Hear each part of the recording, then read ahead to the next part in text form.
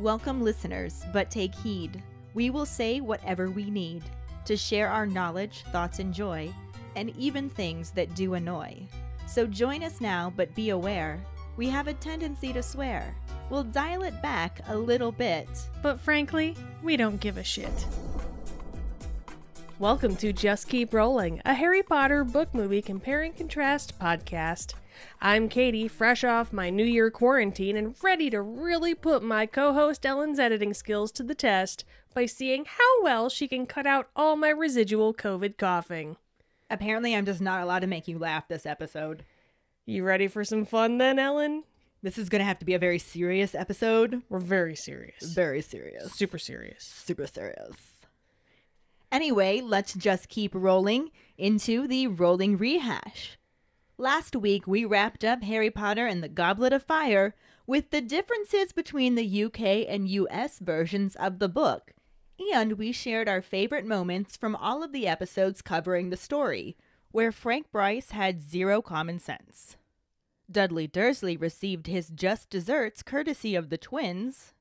Archie enjoyed airing out his undercarriage. The Quidditch World Cup was deemed unnecessary by the movie, much to the chagrin of all Magic sports ball fans. Harry's horrendously horrid Harry hair was a crime against quaffs. Vilas really know how to kill a boner. The murder munchers munched on murder. Rita was a garbage. Victor didn't know how to read and was desperate to hire Hermione and her eyebrows for some private tutoring. Wink, wink. Winky was even more of a messy drunk than the Beauxbaton horses. Dumbledore said calmly. Dobby was the most stylish little bastard in the entire wizarding world. Ron tried to start the worst game of telephone just to avoid apologizing. Snape was the biggest cockblock of the Yule Ball. Karkaroff was a red herring with a yellow belly. Madame Maxime enjoyed Hagrid's beard snacks. Movie Cedric was kind of a jerk, but redeemed himself just in time to be turned into Dedrick. Lucius surprised no one by being unmasked as a murder muncher. Voldemort was both adorable and terrifying at the exact same time. Crazy David Tennant takes acting lessons from crazy Gary Oldman. And since it can never be said enough when talking about this movie, Newell! During episode 116, Changes, our Potter Pondering was, what are some of your favorite moments covering the second half of Goblet of Fire, either from our podcast or the book and film in general. Hi, Ellen and Katie. This is Ashley with this week's Potter Pondering. So excited to be starting Order of the Phoenix this week. Yay! I do have favorite moments from the Goblet of Fire, even though I did realize that last week those moments were from this half of the book, but it's cool. It's cool. I have more favorite moments. I love the whole thing. From the podcast, one of my favorite things is when you guys fight about puns. When Katie pretends she hates puns and then puns.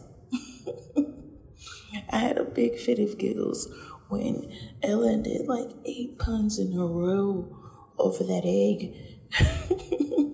Really hilarious.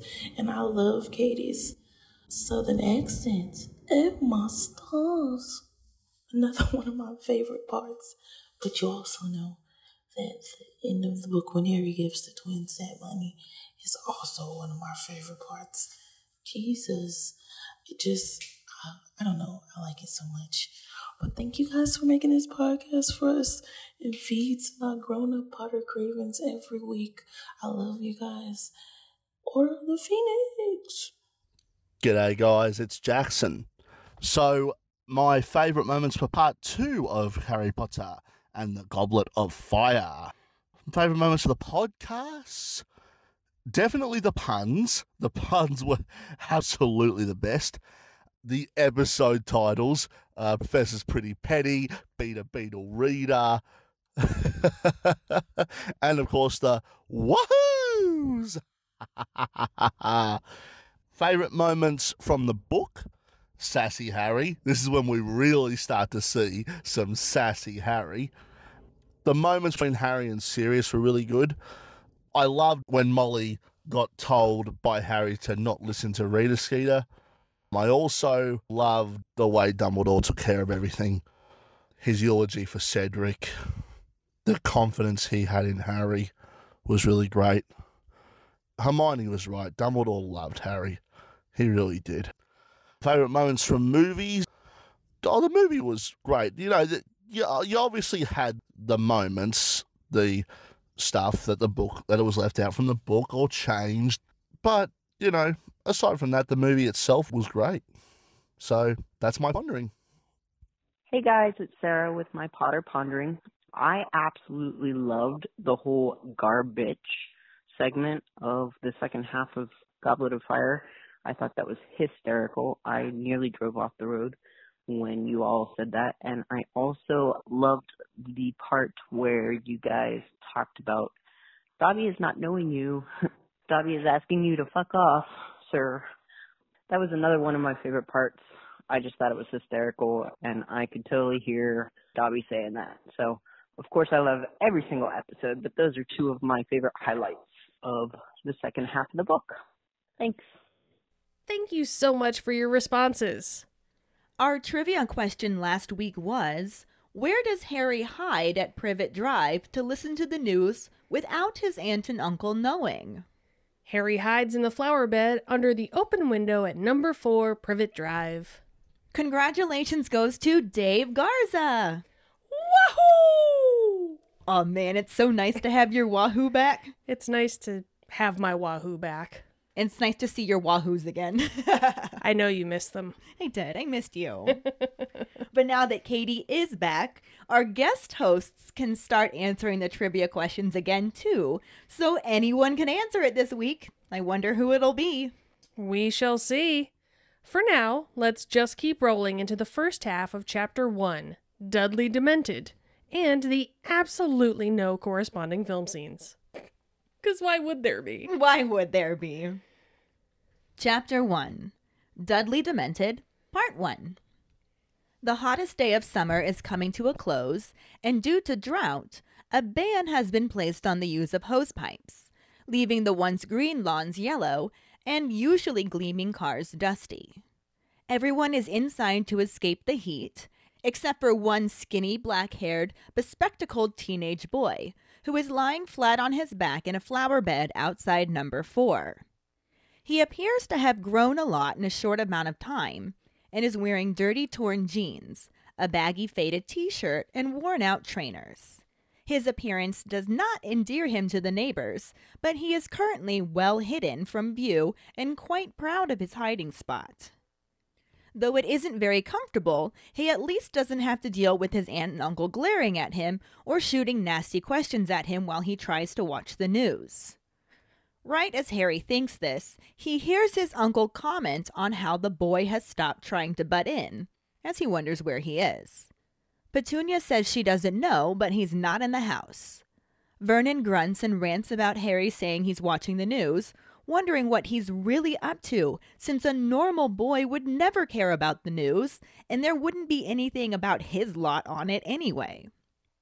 Petunia shushes him since the window is open, and the Dursleys fall silent.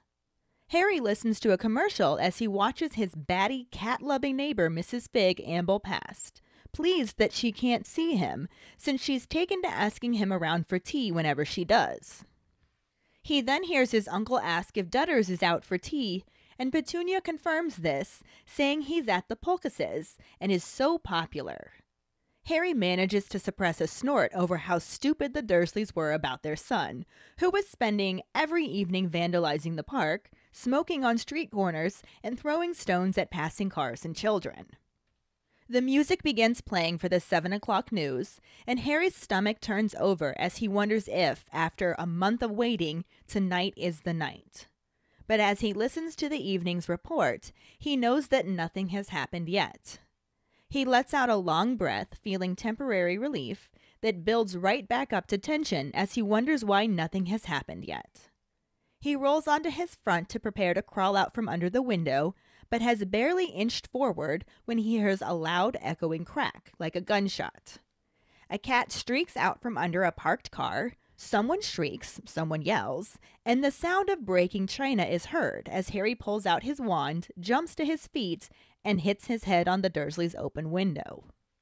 Petunia screams again, and Vernon grabs Harry around the throat and snarls at him to put it away.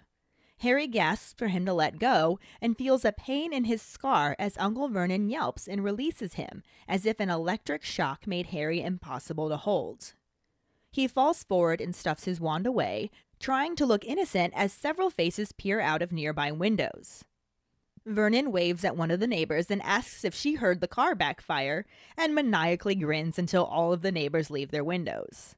He then turns on Harry and grimaces as he asks what the devil he meant by it. Harry explains that he didn't make the noise, and his Aunt Petunia wants to know why he was lurking under their window. Harry sighs and explains he was listening to the news, and an outraged Vernon questions why he's listening to the news again.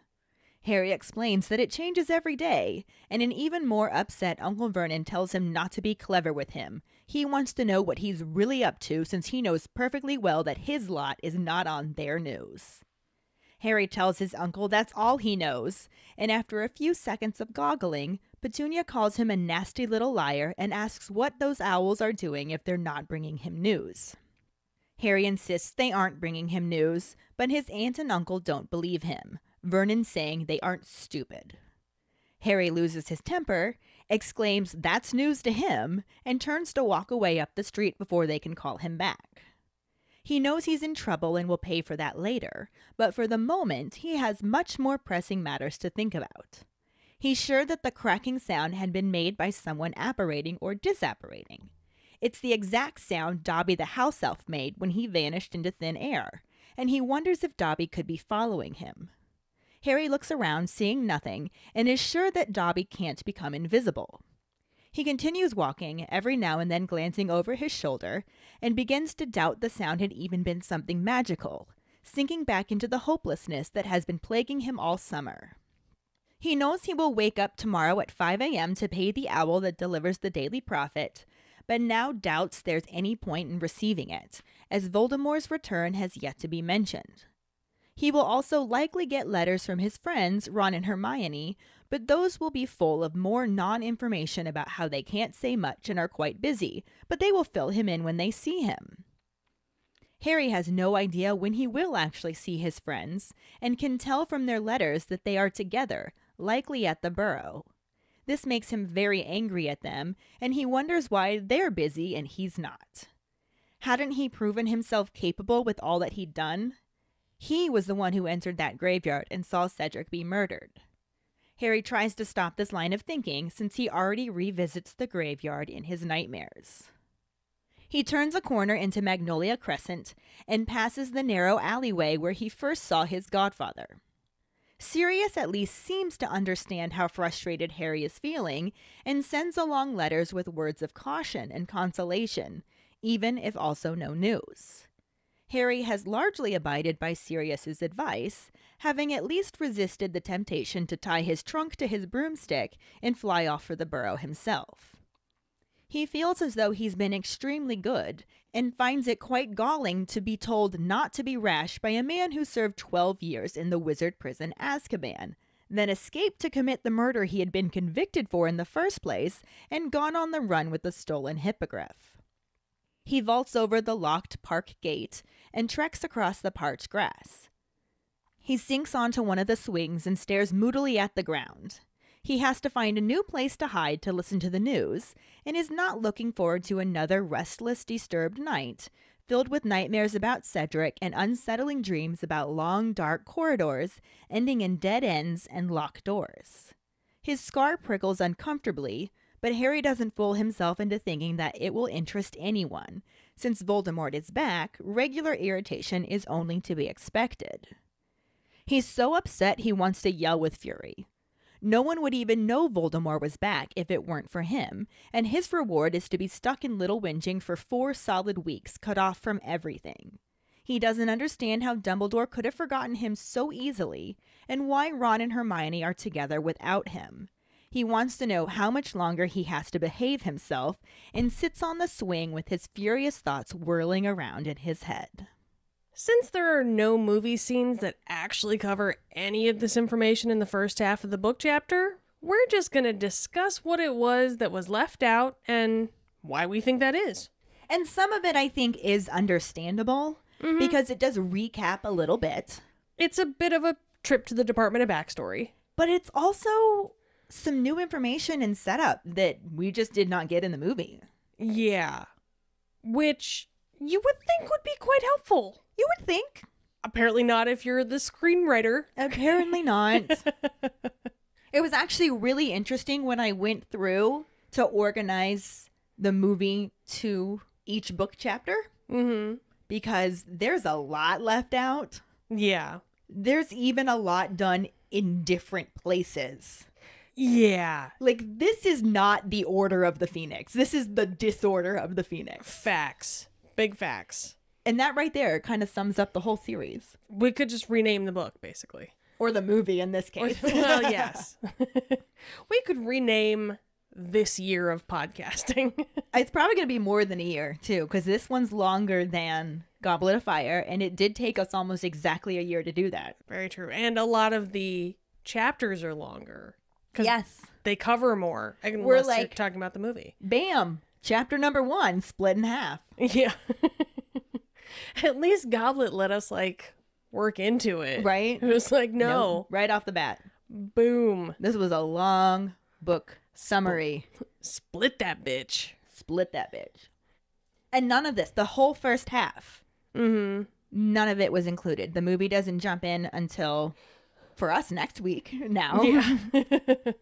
But it doesn't jump in until after all of this, which starts off on the hottest day of summer coming to a close. And we will get the gist that it's still hot in the movie as well, but Yeah. not in the same way.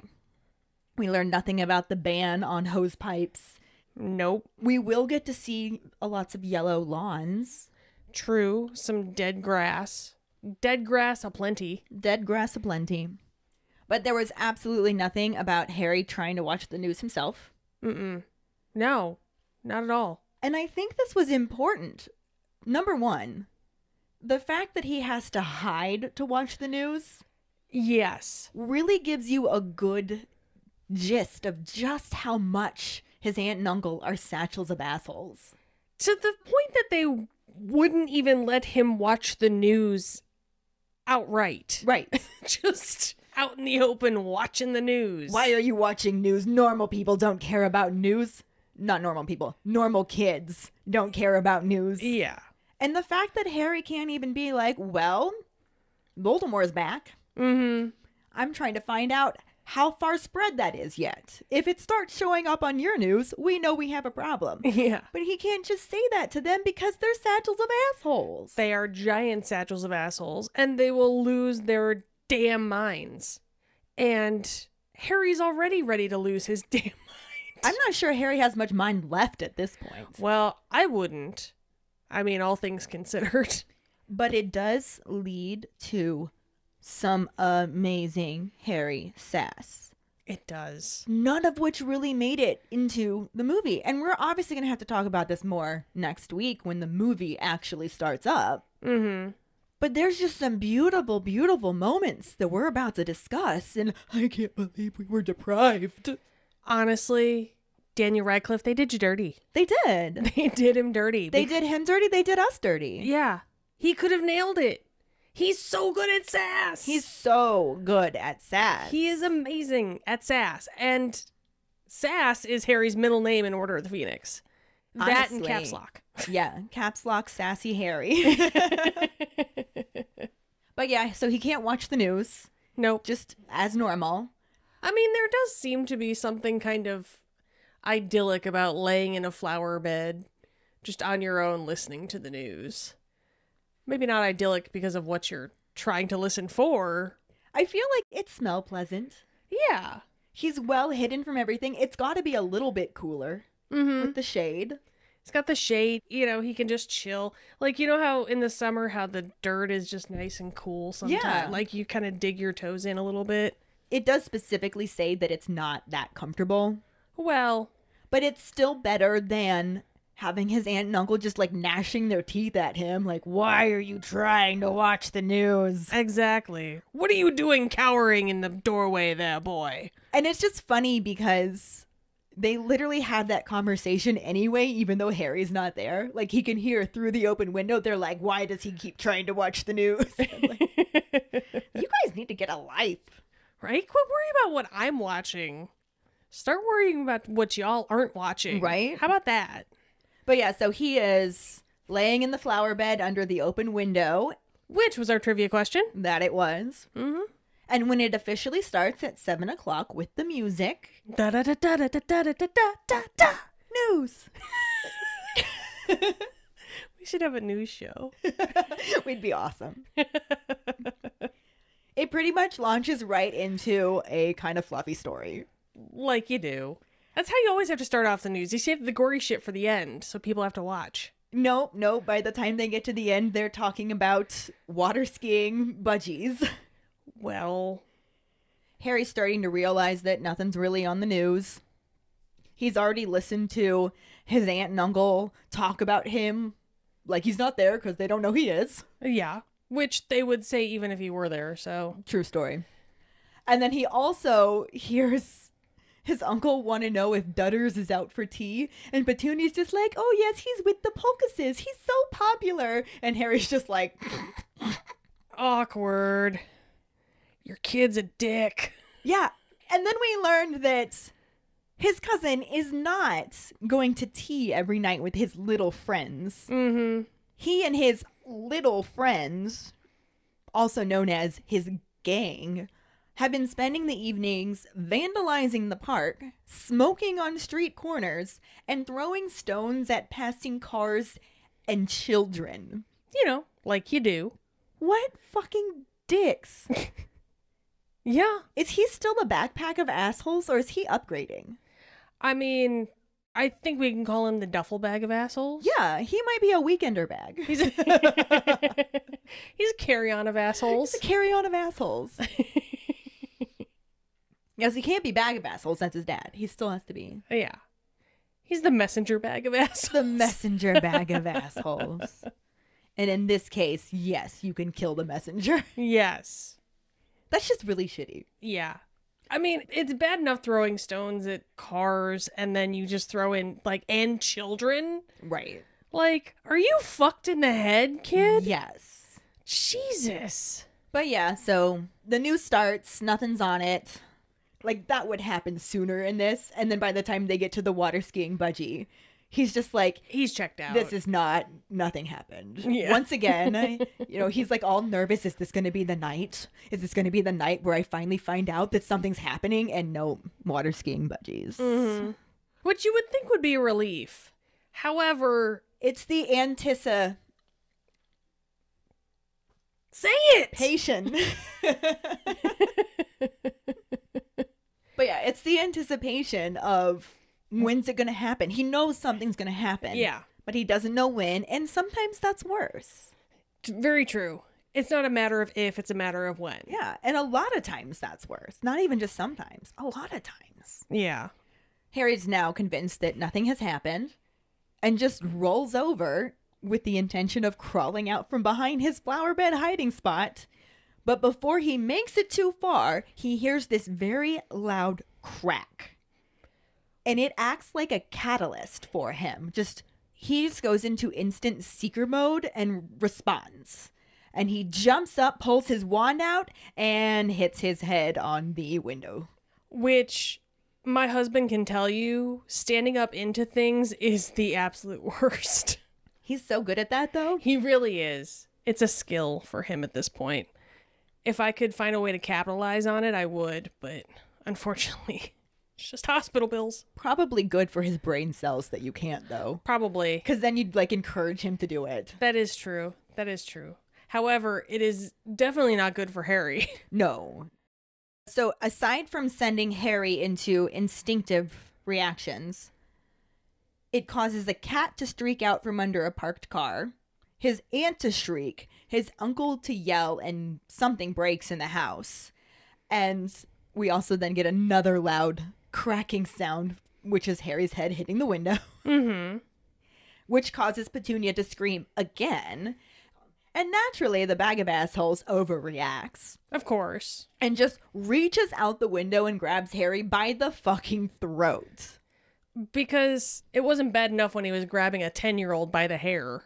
No, now it is a 15-year-old by the throat. Yeah. So he's escalating because he's a bag of assholes. He is indeed. And he's like, what the devil do you mean by it, boy? As most child abusers do. Right. And Harry is like, let go of me. Like choking. And obviously Vernon is not letting go until Why would he? Harry gets this pain in his scar. And it's like an electric shock goes through his body. And Vernon has no choice but to release him. I would almost call that a new toy. Right? And I'm pretty sure that's just an example of like accidental magic. Mm-hmm. Saving his life there. And it makes me wonder if that kind of stuff registers on the trace as well. I mean, theoretically, it's supposed to, Yeah. but Or do you have to specifically use your wand? Well, I guess Dobby didn't use a wand, so I don't yeah. know. It's interesting. Maybe it has to be a certain level to count. Maybe. This could make a good pondering too. We'll add this to our list. Yeah. Anyway, Vernon lets go of Harry and he falls back to the ground, which kind of puts him back in a hiding spot so he has a chance to tuck his wand away and look very innocent because now neighbors are starting to look out their windows. And it's probably good that none of them seem to have seen Vernon strangling Harry. Probably. That's probably safest for Vernon. I mean, not safest for Harry, obviously. No, but I kind of wish they had seen that. You know they probably do see it, but they turn the blind eye. Well, and we do learn in this section as well that all of the neighbors are like kind of scared of Harry still because they think that he's going to that St. Brutus's school for the incurably criminal boys. Yeah, so they probably think he's got to come in. They think he's just some big thug and that's how Vernon has to deal with him or something. Yeah. I wonder if that's how Dudley gets away with shit, is he's just like, oh, that was Harry throwing rocks at kids. Could have been. You know?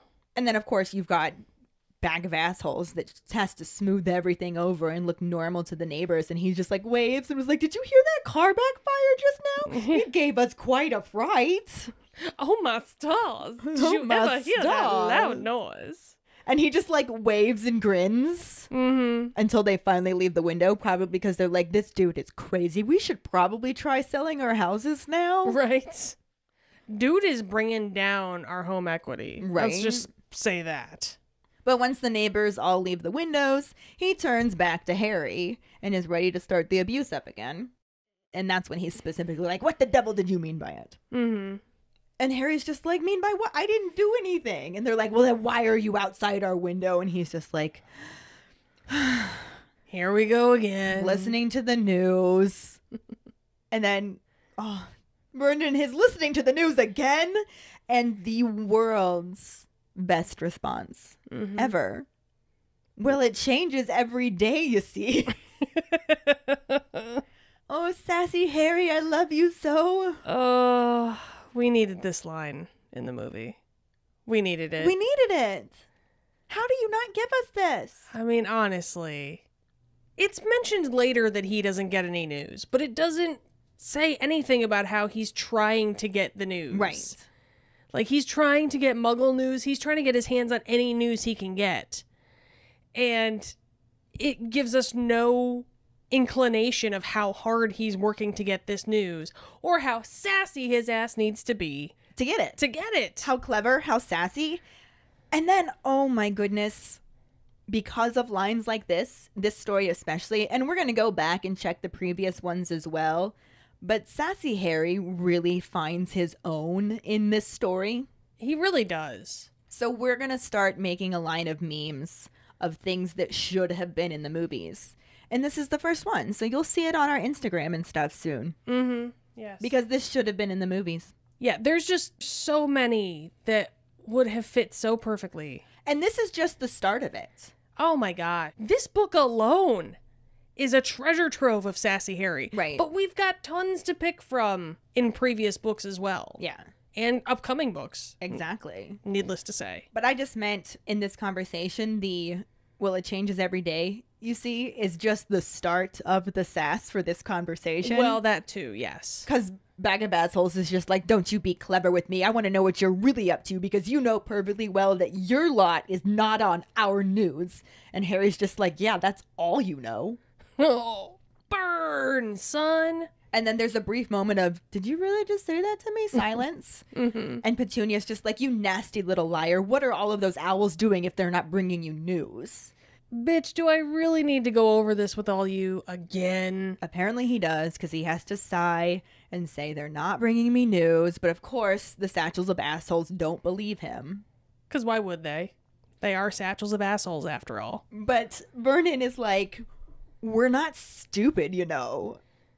And Harry's just like, yeah, well, that's news to me. Oh. It's just, oh my God, he has had it. He's done. He has snapped, and it's glorious. Mm-hmm. And we got bilked of all of this. Hard. There was so much there. There was so much there that could have made such an enthralling opening to a movie. Right. And to make it even better, this was a mic drop moment. Mm-hmm. He said, that's news to me, and just walks away. Mm-hmm. Ignores them, just walks away before they can call him back or anything. He just leaves them shocked, like, oh my God, like this kid is talking back to us. This is bad. This is a problem. What do we do? What do we do? But Harry's gone. Right? He's just gone. He has blown out the flame on his flamethrower that he has used to deliver all those sick burns, and he's like, I'm out. I'm out. And in some place in his mind, he knows that he's in big trouble. Mm-hmm. He's gonna pay for that. Yeah. But right now, He don't care. Harry don't give a fuck.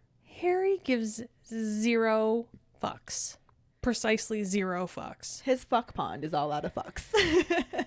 Lay thine eyes upon his fuck farm and see that his soil is barren. Yeah, he has way more pressing things to think about. He does not give a shit about the Dursleys right now. And you know what?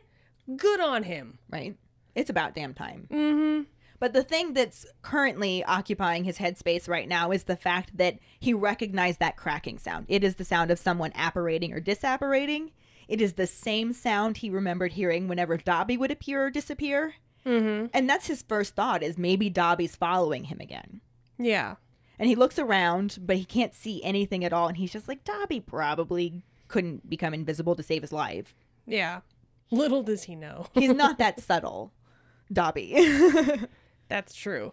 However, he's so starved for news, he's got to be like, oh, please let it be that little big-eyed bastard. Oh, I'm sure of it. Please. Tell me anything. That connection back to the magical world, it's lacking for him. He wants it. To the point that as he keeps walking, he's starting to think that he just imagined that sound being something magical, and he's falling back into that hopelessness of, I'm just disconnected from everything, and that wasn't magic, and I'm just getting my hopes up, and everyone's gonna die, and I don't know what to do about it. Nobody will tell me anything. Maybe it just really was a car backfiring. Maybe it was. Stupid car. And at this point, we learn that pretty much all he's been doing all summer, this whole 4 weeks that he's been home, is waking up at 5 a.m. so he can pay the owl for the Daily Prophet, which he then reads the front page of and sees nothing about Voldemort and assumes, well, they're still keeping this shit hidden, so throwing that aside. Mm-hmm. He's been getting letters from Ron and Hermione, but they're all like, we can't tell you anything. Dumbledore made his promise. We're super busy. And he can tell that they're together, and he assumes they're just together at the Burrow. And he's like, why wasn't I invited, man? Yeah. Do I not get to come to see Mama Weasley at the Burrow? I need a bear hug, and I need all my things, and I need all the information and the news and the... why not me? Me. Yeah. You guys, I'm the chosen one. Oh, wait, we don't know that yet. We're getting there. But the letters keep insisting that they'll fill him in when they see him, and he has no idea when that's going to be. Mm-hmm. So he's just angry at them. He's just angry. He's just angry in general, and you know what? They're the easiest ones to be angry at because they're not right there. Right. They can't fight back. But he's so angry, he actually threw away their birthday present to him. Aw. Never throw away a present, Harry. It was Honeydew Sweets. Oh. But then after throwing that away, he had a pretty pitiful meal from the Dursleys and was like, I wish I had my candy. So his anger is not really serving him that well, though it is giving him excellent sass. That is true. So he keeps on walking. I think he has a goal in mind, but he's kind of aimlessly walking too. Like you do. And he turns the corner onto Magnolia Crescent and passes the narrow alleyway, which is where he first ever saw his dogfather, without knowing that he was his dogfather at that point. At the time, it was just a big scary dog. And he finds himself thinking about how Sirius at least seemed to understand how frustrated Harry was feeling. Because his letters included words of caution and consolation, but then also a whole shit ton of no information. You would think if there was anything that Harry absolutely had to know, Sirius would tell him. Right. However, Harry has been alone all summer, and that's not good enough. Right. For him. He has been alone all summer and full of hormones. Hormones and trauma. That is a lethal combination. Yes. And no therapy in sight. What the fuck? The opposite of therapy, living with the satchels of assholes. Exactly. So far, everything has been fairly new information. We're learning what's been going on his summer. There's been the little bit of a recap reminding us that he saw Cedric be murdered and Voldemort came back. And right now we're about to get a little bit more because as he's thinking about Sirius, we get a little bit of that visit to the Department of Backstory because we read that Harry's largely followed his advice, which was mostly just him not tying his trunk to his broomstick and just flying off for the burrow. Yeah. Because that would be stupid, especially since nobody's there, although we haven't learned that yet. I say we don't know that yet. But he really thinks that he's been very good and is also annoyed that he keeps being told not to be rash by a man who served 12 years in the wizard prison. I mean, things were different back then, guy. It was the 80s. Yeah, but 12 years in the ban. He then escaped to commit the murder he'd been convicted for in the first place and gone on the run with a stolen hippogriff, though I noticed that Harry doesn't bother mentioning he was the one who stole the hippogriff. Right. So teensy little bit of backstory there. Like, we get a bit of a recap. Which, considering in the previous book, they hardly mentioned that Sirius was still on the run. Like, it was mentioned when Sirius was brought up, but they didn't bring up a whole lot of stuff about Sirius. Because he was basically forgotten. Right. And it totally becomes significant again in this book, so I can see why they'd refresh it. And I don't feel like we got that refresher in the movie as well. No, not at all. There's a moment where they kind of do, but we'll talk about it when we get there. Yeah. So he keeps on walking and he jumps over the park gate because it's later at night now and it's been closed for the evening. But apparently, fuck that. He just jumps over it and treks across the dried out grass and just sits on one of the swings and stares moodily at the ground because that is his bread and butter right now. So that's what you do when you're 15 and pissed off. Yep, staring moodily. Staring moodily, giving sass, and saying everything in caps lock. I mean, that's basically what every Linkin Park album I've ever heard. Yeah. But he's a little bit frustrated because now he has to find another new place to hide to listen to the news. He's going to still be going through his normal disturbed nights of sleep where he keeps alternating between his nightmares about Cedric and these weird dreams about long, dark corridors that either end in dead ends or locked doors. And this is a really significant detail. That it just seems like they maybe could have included him having that dream. Like, start the movie off. Yeah. They like to do that. Start the movie off on one of those dreams. Hell, last movie started off with one of his dreams. Right. Just let it fade into, like, Cedric's death recap into this dark corner. Like, they could have done that easily. Yeah. Very easily. And you know what? They didn't. And that shit's lazy. And there actually is a moment with the dream a little bit later on that wasn't even this. But we'll talk more about that when we get there. I feel like we're going to be saying that a lot. This Probably. book. He also constantly feels a prickling in his scar, but now he doesn't even try to fool himself that anybody's going to care about that at all because it was always hurting because Voldemort was getting stronger, and now that he's back, everyone's just going to be like, yeah, well, that's expected. Yeah. Of course it's hurting. He's back. What did you think was going to happen, guy? So he's just, super pissed off, and all he wants to do is scream and yell in fury. And you know what? He does a lot of that this book. Caps Lock Harry. Caps Lock Harry. He earns that name, goddammit. Caps Lock Harry James Sass Potter. James Sass? James Sass. James Ass? James Sass. There was a space there. I'm sure there was. Caps Lock Harry Sass James Potter. Is that better? Sure. But all he can think about, he's just, moping on this swing, and all he can think about is nobody would even know that Voldemort was back if it weren't for him. True. And he just feels like, I'm the one who alerted the world, and nobody's listening to me, and now here I am just stuck at Little Whinging. It's been 4 weeks. I'm cut off from everything. I have no idea what's going on. Nobody's telling me anything. Nobody's showing me anything. Nobody's giving me anything. I live with satchels of assholes. I'm super angry. I keep having bad dreams. I'm not allowed to do magic, and I just want to get out of here. It's definitely not helping the psychosis that is burrowing in that skull of his. That's for damn sure. It is not. And on top of that, aside from all of this frustration and anger, he is hurt. Mm-hmm. Because he feels like Dumbledore just forgot about him. Yeah. And he feels like his best friends are together without him. Mm-hmm. Everybody's got someone but him. Right. And he doesn't know how much longer he's going to have to keep behaving himself. Yeah. He doesn't know how much longer he's just going to be by himself. He has no idea. And that unknown, the anticipation Say it! of it all, There you is go. just making it worse for him. So, that's just all constantly in his head, and he's bottling it up too much, and it just keeps exploding out, sometimes at really inopportune moments. Oh, excessively.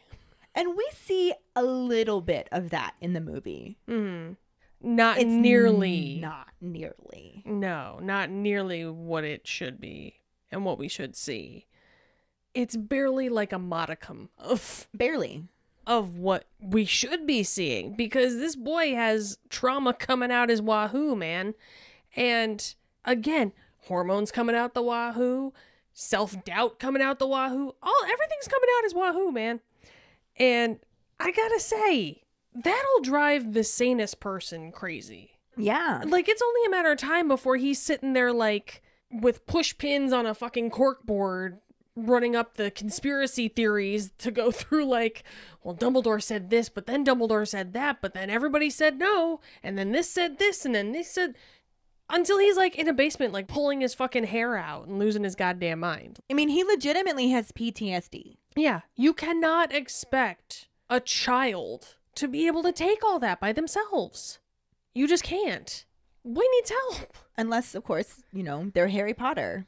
I mean, they've been through this much. Why not more? Right? Let's see how much we can pile on. Yeah. To be honest, when I first read this book, because mind you, this was the first book that I had to wait for. Mm-hmm. And there was a longer gap between the fourth book and the fifth book. There was a huge gap. This was my first time waiting for a book, too. So when I finally got to start reading this book, I hated Harry. Mm-hmm. He was so angry and so sassy, which admittedly that was pretty entertaining. But there are times like some of the things that he says to his cousin that we'll talk about next week. And I'm just like, you were just a little shit. Yeah. He was so You're angry. kind of being a dick. Yeah, I'm like, you're an awful child. But the more I thought about it, the more I was impressed at just how realistic of a depiction that was of a traumatized 15-year-old boy. Mm-hmm. It was brilliant. Yeah. Because I'm not going to lie, I have several students that are traumatized 15-year-old boys, and they are annoying as fuck. Yeah. And they are super sassy, and they can be awful, and they can be dicks sometimes. But now that I've dealt with that more and I understand it better, Now that we've grown up. right, the empathy for him is there. And I'm like, holy fuck, this kid just needs help. Yeah. And that's how I feel about my students. Like, the kid just needed help. Yeah. Honestly, first read through of Order of the Phoenix, it was like, holy fuck, this kid's angry. Yeah. Like, boy, you need some melatonin and a good night to sleep, because you just need to chill. And now I'll read it and I'll just be like, you need a hug. Right. And then when you think about Harry at least got away from this. Mm-hmm. It was a rough year, but in the end, he genuinely realized that he had friends and people who cared about him who were there for him. Yeah. And that helped a ton. Mm-hmm. But how was Harry's anger and awfulness honestly that much different than Snape's when he was the same age? Oh, look at the point making on Ellen. I hate to admit it because I'm not a Snape fan. I know I'm just not a Snape fan. I'm just not. I understand most of your points about him, and I see them for what they are. It's just, at the end of the day, I just don't like him. I mean, he's still a dick. He's still a dick, yes. But you putting it in that context does make it very interesting. Yeah. And I don't. I mean, you know me. I will never, ever, ever say Snape was a good teacher. No. Perhaps educator. But I'm going to differentiate between those two. Because an educator is merely somebody who imparts information, whereas a teacher actually helps build people. Yeah. I think maybe he just shouldn't have been working at the lower educational level. Maybe, university. And, go teach some college courses, man. You'll probably like that a lot better. And certainly not with children that directly triggered him. Exactly. But he had no escape from everything that he did. And I feel like Harry could have easily gone down a very similar dark path, not joining up the Death Eaters because they killed his parents. Well, obviously. But Snape didn't have anything like that to protect him from turning that dark. Yeah. Harry is lucky. Harry has that backing. They may not seem to be there for him right now, but they're there. And they were always looking out for him whether or not he knew it. Yeah. Whereas Snape never had that. He didn't have anybody looking out for him. No. So the first people who seemed like they were, yeah, I get what you're saying there. The first people who seemed like they had his back, sure. Fuck yeah. Okay, let's go kill some people. Yeah. And that's why so many kids end up in gangs too. Mm-hmm. Yeah. It's so sad and it's scary, but it gives me sympathy for Snape.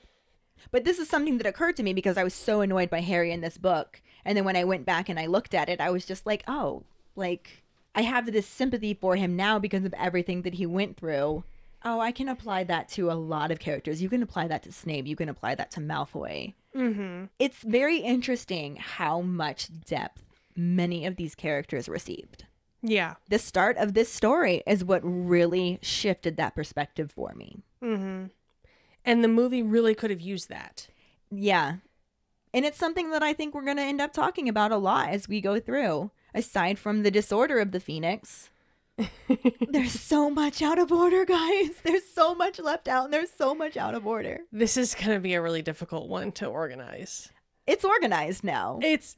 But we're literally going to have to talk about the movie out of order in some places. Yeah. And it's going to be very awkward. Yeah. It actually took me 6 hours to line up the whole movie to the book.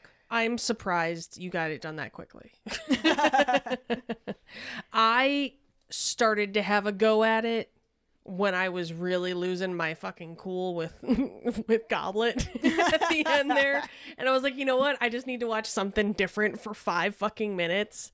And I switched to Order and I was like, nope, you know what? I hate Goblet. I'm going back to that. Oh, I was sending video messages, which is also part of the reason why it took me so long, because I kept having to pause it and send a video message to the patron chat group because you were like COVID asleep. Yeah. You were incommunicado at the time. So I was just sending video messages to the group. And the one that hit me the most, which we will end up talking about a ton, is when I realized that Rita Skeeter is not in this movie at all. Because you thought she was, didn't I thought you? she was. My brain literally cast her, the actress, in the role and created an entire scene that never happened in the movie. Like, it's not even a deleted scene. She's just not there. And my brain believes that she was. And I sent them this message, but I was just like, guys, I have a confession to make. Like, I skip this movie a lot when I'm doing rewatches of it.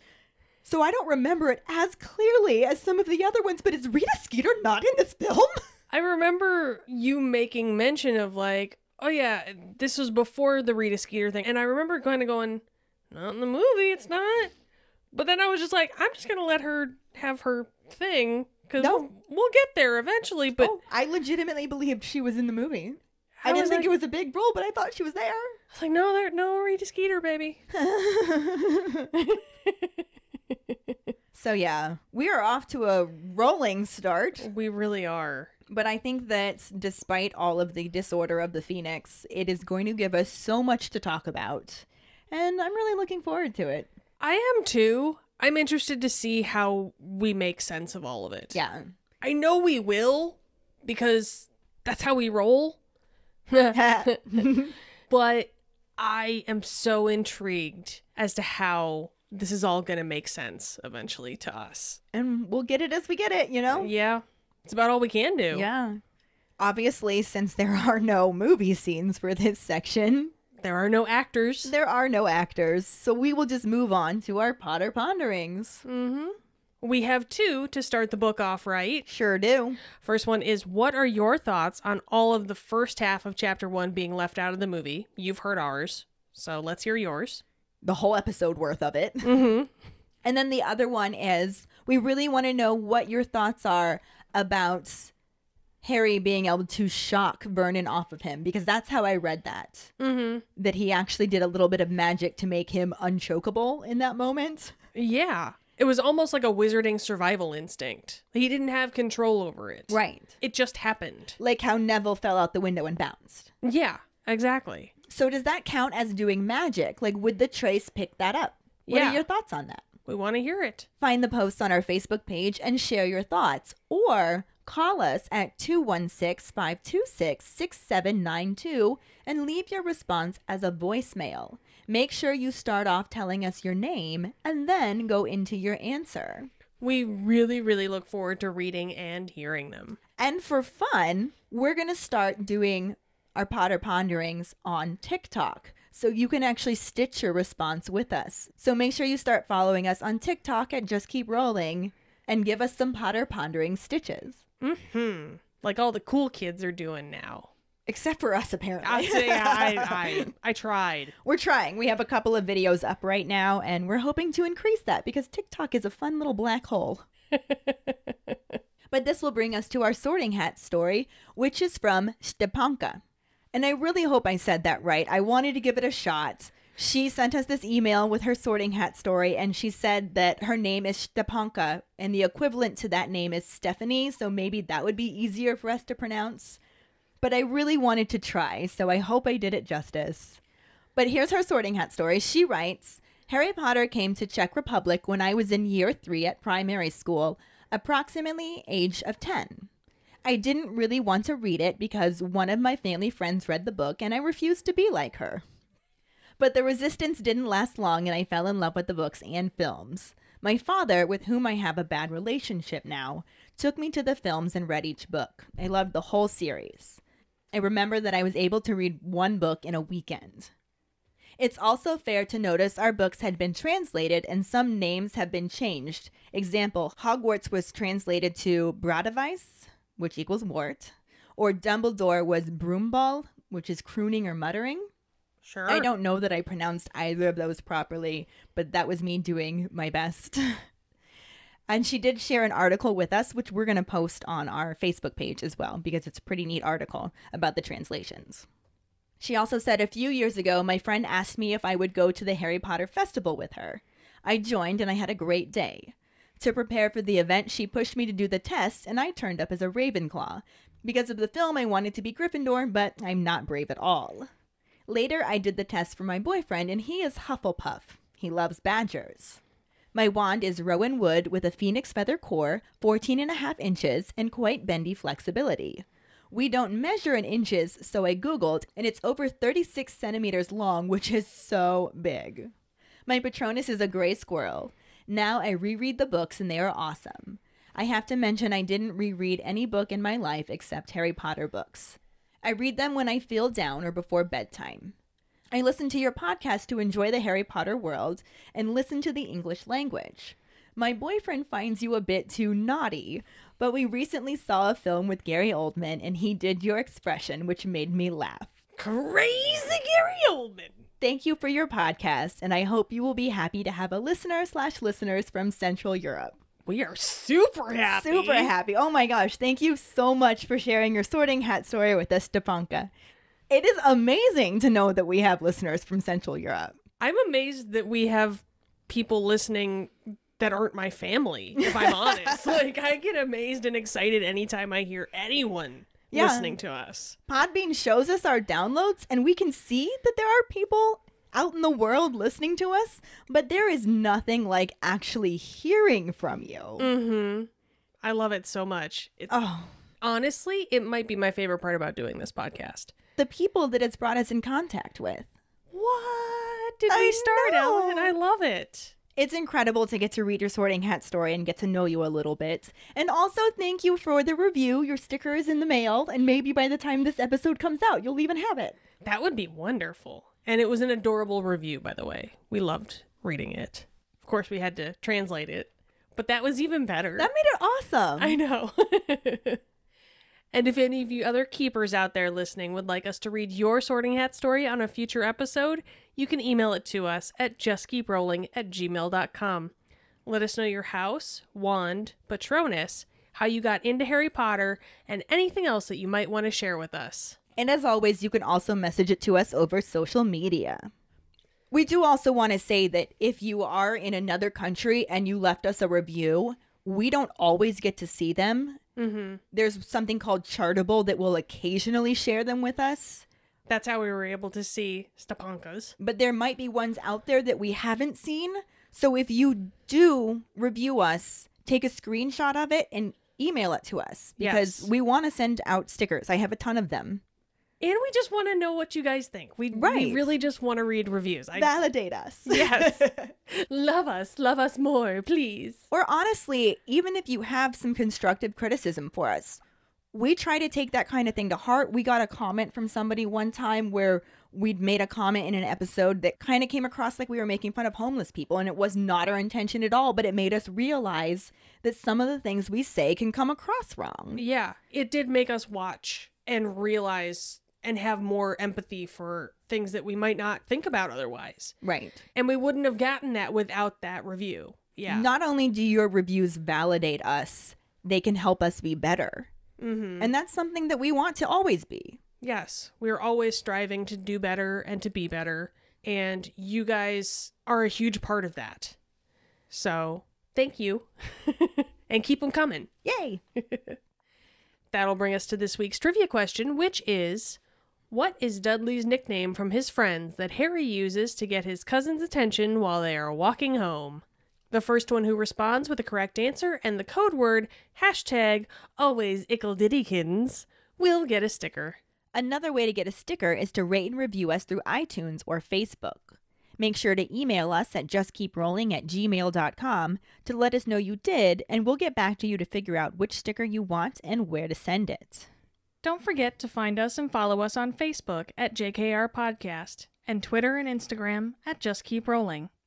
Following us on Podbean at justkeeprolling.podbean.com will get you the episode as early as possible and give you a leg up in answering the trivia question. Make sure to check out our website at justkeeprolling.com, and don't forget to subscribe to our YouTube channel.